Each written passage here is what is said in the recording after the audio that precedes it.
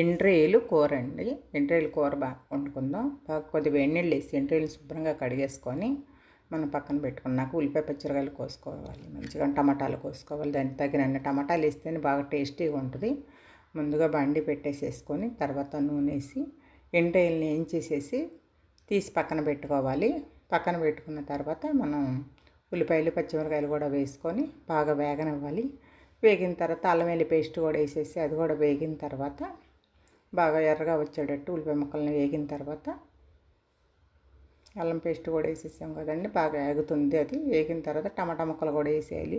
టమాటా ముక్కలు కూడా బాగా దగ్గరగా గ్రేవీగా వచ్చేయాలి.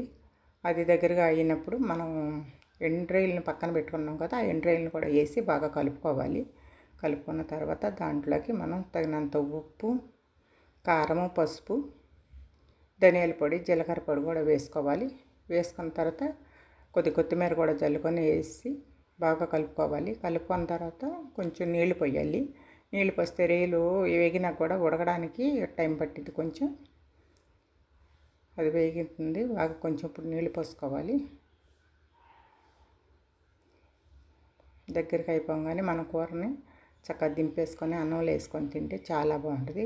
రుచిగా కూడా ఉంటుంది. ఒకసారి ట్రై చేయండి. ఎప్పుడోసైనా ఒకసారి వండుకోవచ్చు.